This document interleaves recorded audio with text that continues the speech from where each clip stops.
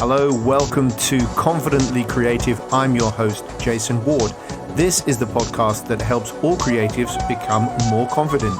Subscription is absolutely free. Sponsors are always welcome, and please feel free to share the show, leave us a review, let me know what you need, or just follow us on Instagram at JasonWardcreative. Enjoy.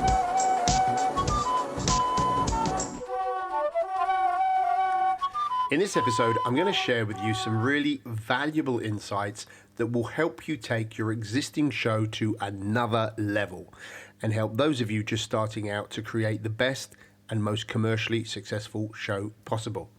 Now, everything in the episode is based on my own experience creatively directing live shows for the winners of TV talent shows, from auditioning, booking and directing cruise performers, and managing a booking team that issued over 8,000 entertainer contracts a year. I also work to support new performers, producers, writers, and creatives around the world. So if you would like individual or specialist support after the show, just drop me an email at jasonwardcreative@gmail.com. But right now, let's find out how we can help you make your show work better for you.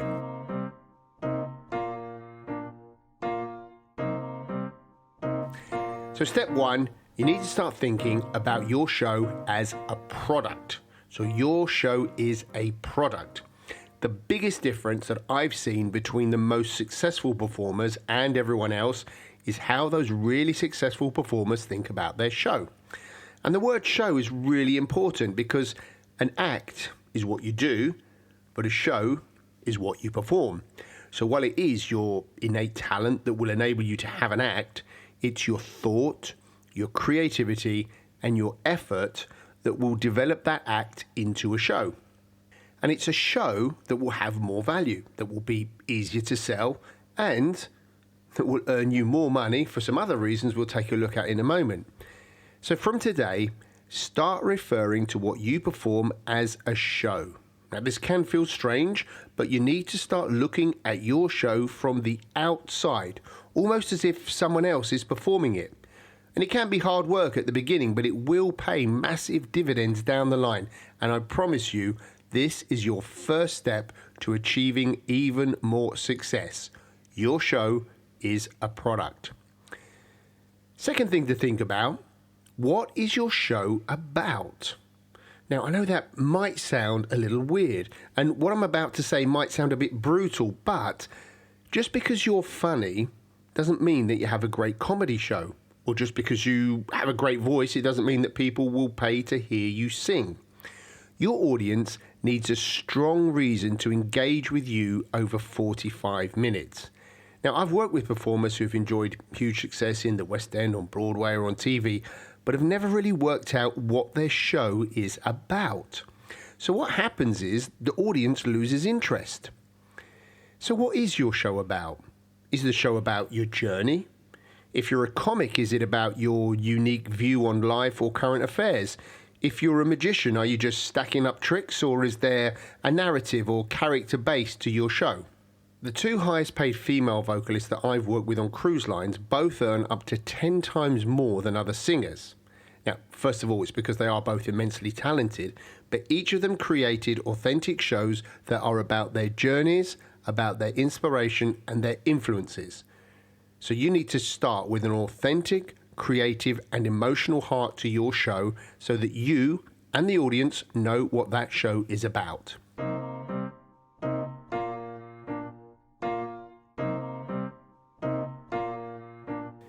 Third important point, structure your show. So now you know what your show's about, you need to have a well thought out, clear structure.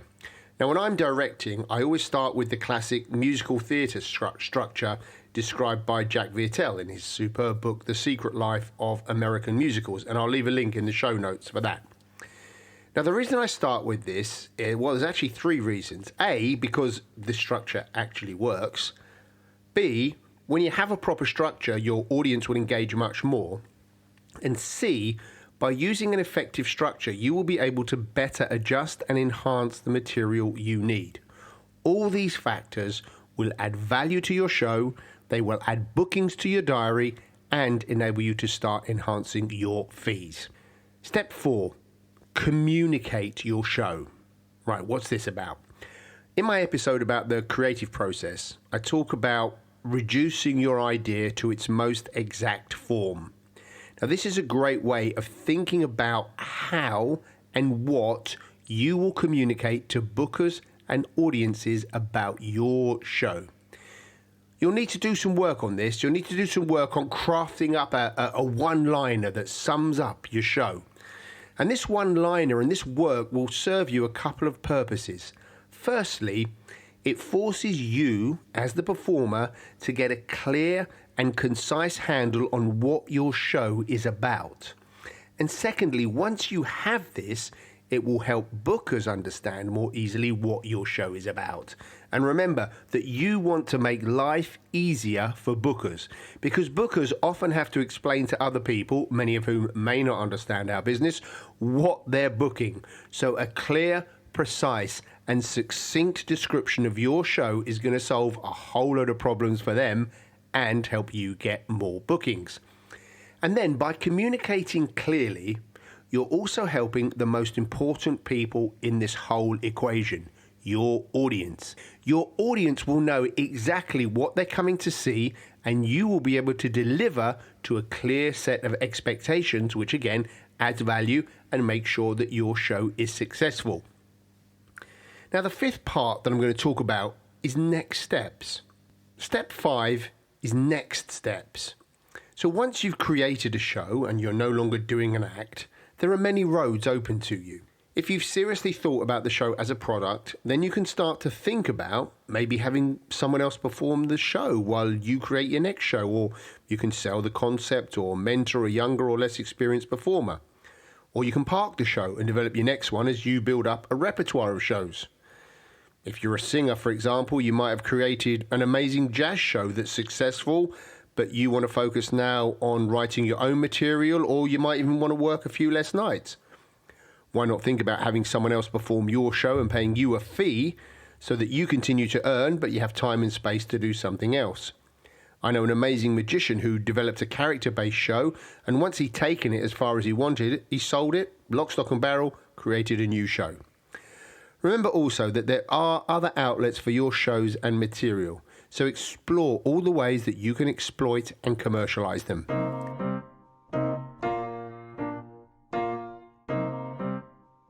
So let's just summarize those 5 steps.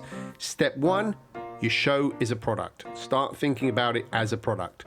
Step 2, you need to decide what your show is about. 3 is structure your show. 4, communicate your show. Get that really important one-liner so the bookers and audiences know what you're about. And 5, think about your next steps. What are you going to do with the show now? Thank you for listening. And if you would like some individual and confidential support with your show, or would like me to speak at your event, then please just drop me a line, jasonwardcreative@gmail.com.